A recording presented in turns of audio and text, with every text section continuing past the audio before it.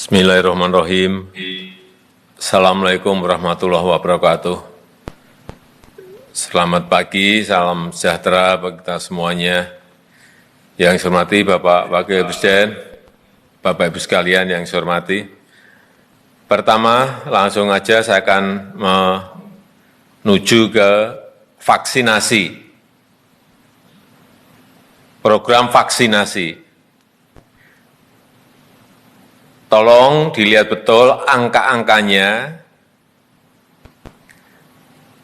karena yang saya lihat, data yang masuk, baik itu berupa vaksin jadi maupun bulk, itu yang sudah masuk ke negara kita sudah 137 juta. Padahal yang sudah disuntikkan dalam vaksinasi itu kurang lebih 54 juta. Artinya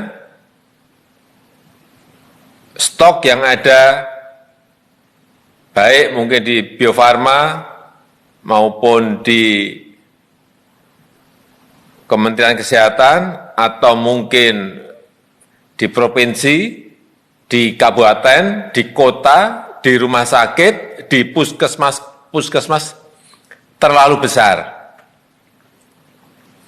Oleh sebab itu, saya minta Bapak Menteri Kesehatan untuk disampaikan sampai organisasi terbawah tidak ada stok untuk vaksin. Artinya dikirim langsung habiskan, kirim habiskan, kirim habiskan. Karena kita ingin mengejar vaksinasi ini secepat-cepatnya. Dan terbukti 2 atau 3 hari yang lalu, kita sehari bisa menyuntikkan 2,3 juta. Saya yakin 5 juta itu bisa. Sekali lagi, tidak usah ada stok.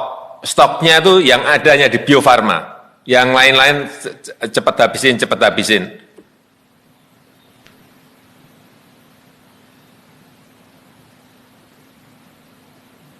Sehingga ada kecepatan, karena salah satu kunci kita menyelesaikan masalah ini adalah kecepatan vaksinasi. Ini sesuai yang juga disampaikan oleh Dirjen WHO. Mengenai vaksinasi juga, seperti yang saya lihat kemarin, yang dilakukan oleh BIN, vaksinasi door to door itu, ini saya kira diteruskan. Kemudian yang ketiga, yang berkaitan provinsi mana, wilayah mana yang didahulukan. Saya melihat angka-angka Jakarta dan Bali. Kemarin memang ingin kita dahulukan. Bali sudah 81% dosis yang telah disuntikkan. DKI sudah 72%. Ini saya kira Agustus sudah akan selesai masuk ke herd immunity. Kemudian provinsi mana yang sekarang harus kita fokuskan? Menurut saya 3, yaitu Jawa Barat, Jawa Tengah, Banten. Karena ini baru 12%, Jawa Barat 12%, Jateng 14%, Banten 14%. Sehingga Jawa segera masuk ke herd immunity. Kita harapkan di bulan Agustus akhir atau paling lambat pertengahan September. Tapi kalau kita program tanpa stok tadi berjalan, saya kira ini Agustus bisa selesai. Yang pertama, yang berkaitan dengan vaksinasi. Yang kedua, yang berkaitan dengan oksigen. Tadi pagi saya ke pabrik, ke industri, PT Aneka Industri. Saya banyak mendapat informasi dari sana bahwa sebetulnya masih banyak pabrik-pabrik yang bisa ditambah kapasitasnya. Ada juga pabrik yang off, yang bisa itu bisa di on-kan, tetapi membutuhkan pembiayaan. Ini tolong juga dicarikan solusinya, karena apapun kita memang harus menyiapkan diri apabila betul-betul ada lonjakan dan kebutuhan oksigen bisa terpenuhi. Dari sini, dari dalam grid sebetulnya kalau kita gerakkan semuanya cukup. Saya kira juga tolong dilihat ini yang berkaitan dengan industri-industri BUMN, ini saya kira bisa membantu karena dari situ bisa juga keluar oksigen.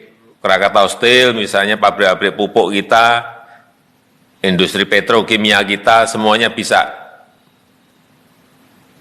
ikut membantu. Kemudian yang ketiga, yang berkaitan dengan mobility index, mobilitas manusia. Kita telah melakukan penyekatan-penyekatan.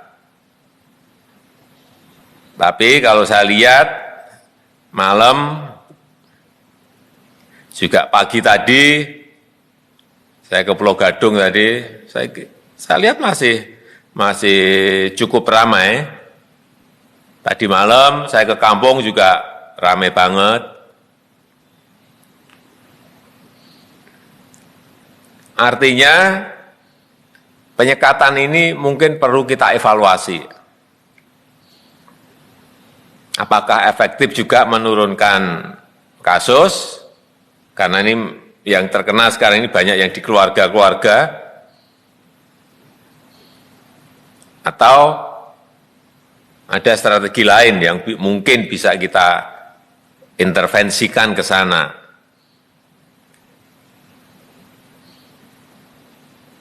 Sekali lagi, tolong ada kajian yang lebih detail mengenai penyekatan ini. Karena menurut saya, kuncinya itu sekarang memang justru ada karena klasternya sudah masuk ke keluarga. Kuncinya itu justru adalah urusan memakai masker. Kedisiplinan protokol kesehatan memakai masker terutama.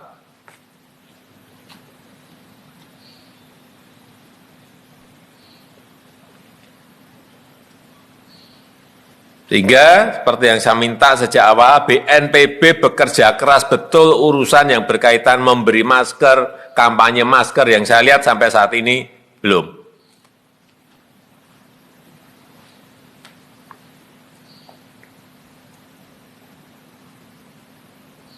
Kemudian hati-hati dalam menurunkan mobility index mengenai penyekatan dan penanganan terhadap masyarakat, terhadap pedagang, PKL, toko. Saya minta kepada Polri dan juga nanti Mendagri kepada daerah agar jangan keras dan kasar, tegas dan santun. Sambil sosialisasi memberikan ajakan-ajakan sambil bagi beras. Itu mungkin bisa sampai malahan pesannya. Saya kira peristiwa-peristiwa yang ada di Sulawesi Selatan, misalnya Satpol PP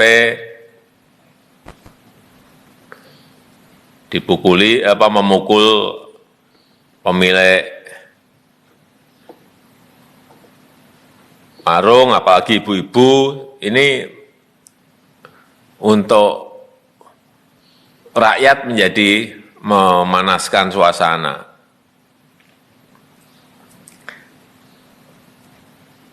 Kemudian yang kelima yang berkaitan dengan bansos.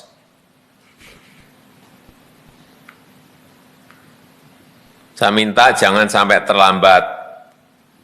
Baik itu PKH, baik itu BLT desa, baik itu bantuan sosial tunai, BST, jangan ada yang terlambat. Dan yang paling penting lagi adalah bantuan beras, bantuan sembako. Minggu ini harus keluar. Percepat, betul-betul ini percepat. Saya minta Kabulok dan utamanya Mensos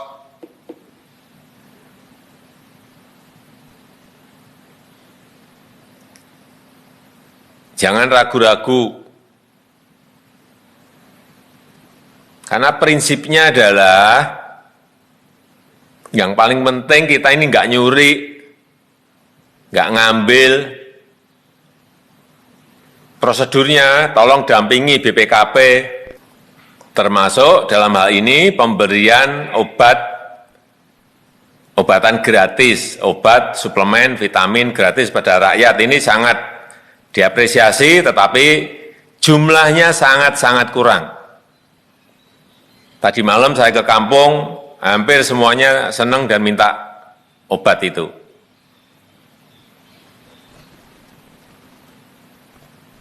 Ini tolong, karena kemarin rencananya tahapan pertama 300, tahapan kedua 300, berarti hanya 600.000. Saya minta Bu Menteri Keuangan ini disiapkan paling tidak di atas 2 juta paket. Kan nggak mahal. 2 juta kali 63.000, kalau yang paket pertama, paket keduanya 200.000, saya kira kan bukan anggaran yang gede lah, tetapi rakyat merasa tenang karena memiliki barangnya. Karena sekarang ini banyak ke apotek, banyak lari ke pramuka, barangnya aja nggak ada.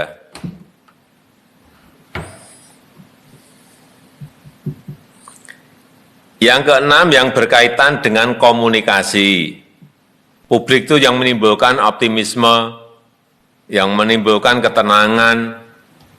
Karena terus terang aja masyarakat ini khawatir mengenai COVID yang naik terus, kemudian kematian tinggi, kemudian juga yang berkaitan dengan urusan makan, urusan perut, ini hati-hati. Jangan sampai di antara kita ini tidak sensitif terhadap hal-hal seperti ini. Jangan sampai masyarakat frustasi gara-gara kesalahan-kesalahan kita dalam berkomunikasi, kesalahan-kesalahan kita dalam menjalankan sebuah policy.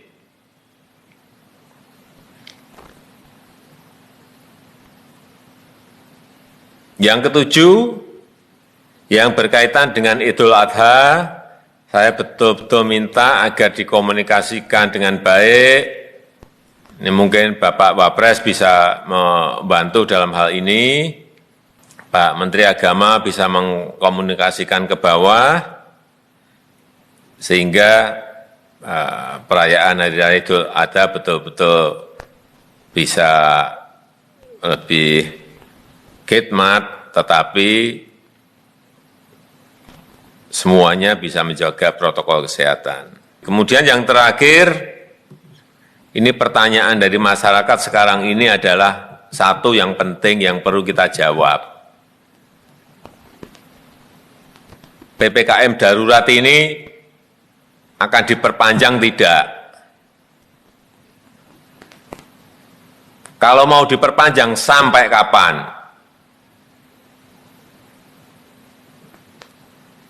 Ini betul-betul hal yang sangat sensitif, harus diputuskan dengan sebuah pemikiran yang jernih, jangan sampai keliru. Ya, saya rasa itu mungkin yang bisa saya sampaikan. Terima kasih.